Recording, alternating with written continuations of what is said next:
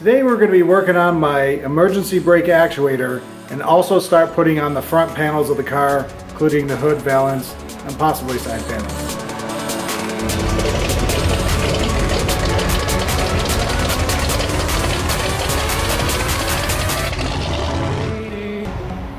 So I made this little piece that I'm going to be putting as a, I guess you would call it a shim or a standoff for my emergency brake system, which kind of is floating right now, and so that's going to actually stand on this. Then I'm going to strap it in and bolt through one side, so hopefully this will do the job.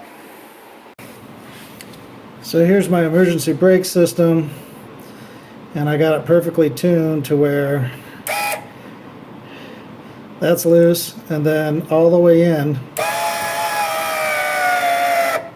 is brakes on. And so all I have to do is count 3 seconds and we're loose. So I got that finally working. It's all a tight fit here, but it's working pretty well. And I was hearing some jiggling before, and it could have been a little bit of this, and then one of my muffler hangers was not on all the way. So hopefully that takes care of all that. I couldn't get figured out a while ago was the shifter neutral safety switch, and I couldn't get, they even have a like a false plug that goes in there to help center it, and I couldn't get it to work, and I kind of gave up a while ago. And after rereading the instructions, turns out that I had these banana adjustments all the way against the wall, and so there was no space to kind of move stuff. And so I kind of just changed the whole thing, got it a little bit more in the middle, had to recenter the arm, do all that, and then I was able to get this to work, and now it works fine. And originally when I was working on it, I was like, well, you know, no big deal, I don't necessarily have to use this. You know, what's the probability that you'll start the car in a different gear instead of park or neutral? And when you're doing all this building and testing and all that stuff, the probability is somewhat high. But I think in daily life it wouldn't be. But now that I have this figured out, there is a bypass way up in here that the manual tells you to do when you're originally putting this together. Basically, I believe because probably manuals don't have this, so you have the clutch safety switch. I don't have a clutch, so mine was bypassed. So technically it's not supposed to be bypassed, it's supposed to be ran down here and added to here. So park, neutral, engine will start, everything else, this switch is off, and then it won't start the car. So I'm really happy that I got that dialed in.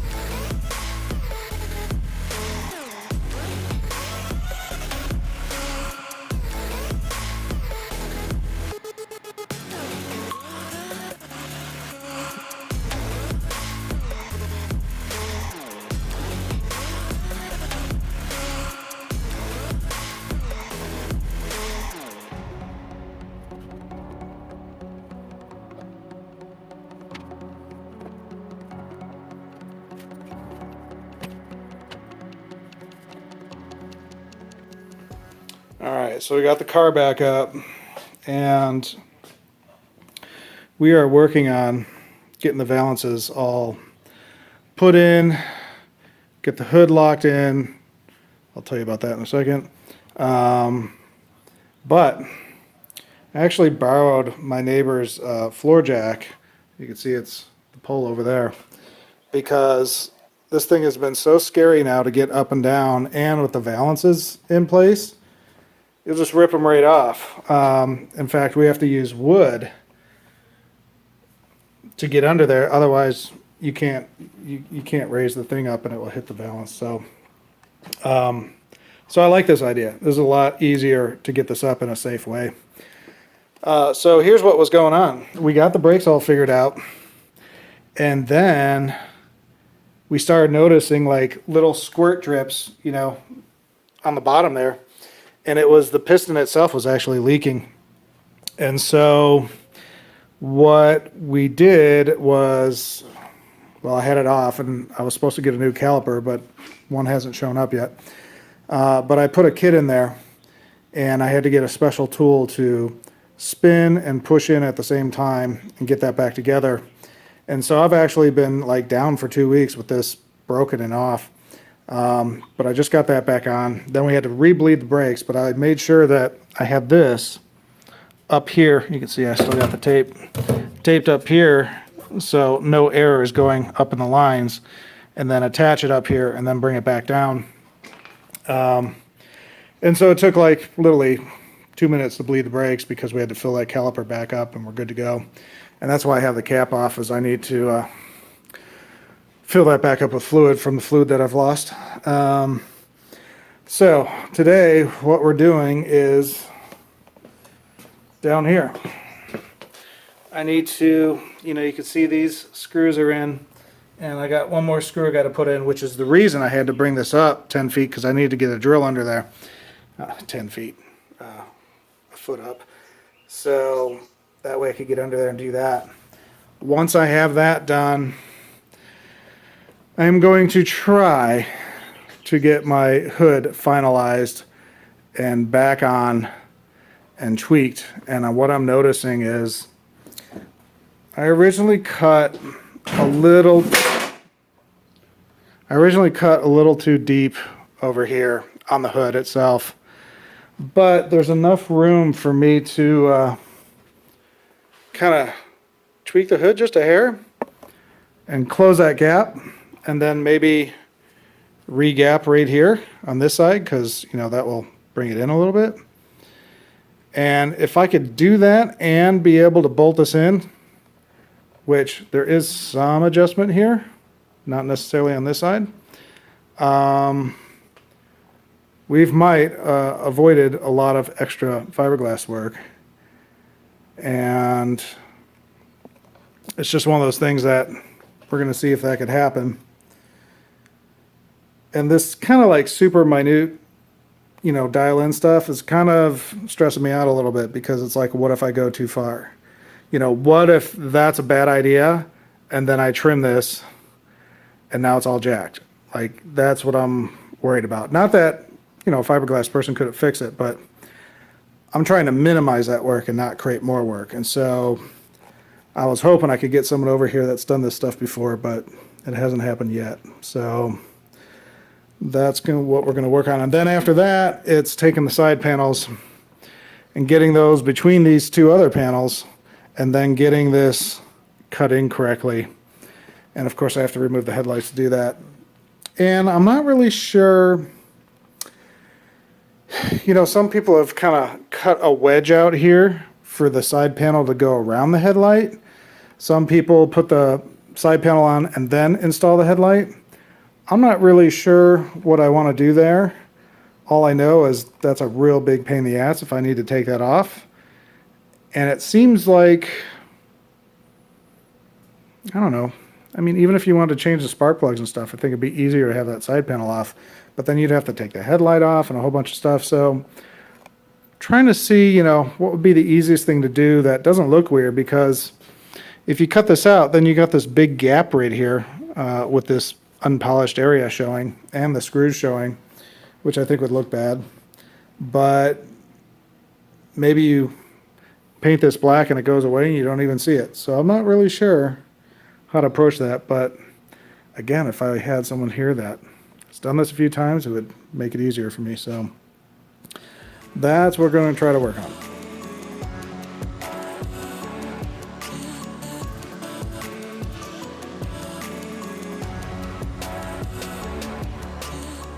I repositioned the hood. It still needs to be cut a little bit, and I can't really put the prop pole on because it's riveted in, and I don't want to do that before it's painted. But the prop pole works fine even if it's not riveted to temporarily put it up.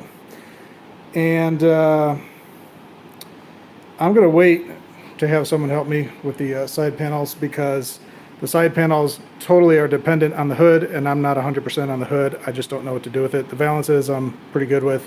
However, I went to pop this valance in, and turns out there's not enough fiberglass for it to go in there, and I guess I knew that before, but I totally forgot. But I don't remember that. So, and this is in all the way, so that's as good as it gets, and they're already drilled anyways. So we'll have to extend that or come up with a different solution. I started working on the door poppers, and I've always said that my door poppers are too big, and today I finally said they are too big. Let me find something else different, and I'm going to try to mount them right on the top of that bar right there, because that's exactly where the cable goes to unlatch, and so it'd be a perfect fit if I could get that to happen. Don't know if I talked about my gas gauge. I went through a test yesterday, and I pulled the wire for my sender, and if you power up the gauge with the sender off, it goes to full. If you ground the sender input onto the gauge, it will go to empty. So the gauge itself I know is working good. I'm not 100% convinced my sender's not working. I know that these things are not that accurate, but we're looking at least 10 gallons in this tank. I'm assuming it's 14. I don't really know how big this tank is, so I put a tech support email in for that to see what else I could do to flush this out. I know that I soldered everything up correctly, or at least I believe so. So I know it's solid connections and everything.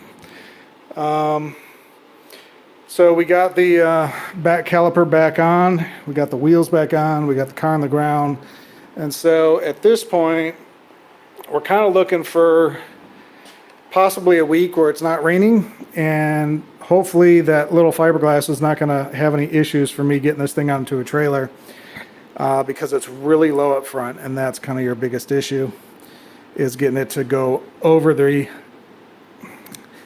overhang over the edge of the trailer, because there's always some kind of lip on the front of the trailer coming up. So hopefully that will be good. And I don't know what else there is to do except, like if I wanted to rewire the whole inside or, do anything like that, I literally would have to take the whole body off the car. And so I am not going to do that at this point. I'm going to get some body work done, still test the car, get these panels dialed in, figure out how to deal with stuff like this. I mean, that's just way too big of a lip. And, it's not just grinding it down. The bottom of that is, is actually almost flush with the top. So, I have another trunk, but what if I run into the same issue? I heard that there's struts that you could put in these to reshape that, but that doesn't fix this being taller than the car. It will fix the curve in general, but I don't know. Maybe it will fix it. I don't know, because if you're curving the whole thing differently, but you think this would sit down better. There's the other trunk hood. So that's kind of where I'm at. Video-wise, I'm really not really sure what to do to create more video. So I think we're going to go on a as needed basis here, because there's no major work that I'm doing. It's just testing and dialing in and honestly asking for help from other experts to kind of dial this in from here, because the body work that I need to do is just a little bit past my knowledge. And However, it doesn't mean I can't do some videos of putting some mileage on this puppy. So that's one thing that I will try to work on also, and kind of go from there. Have a great day.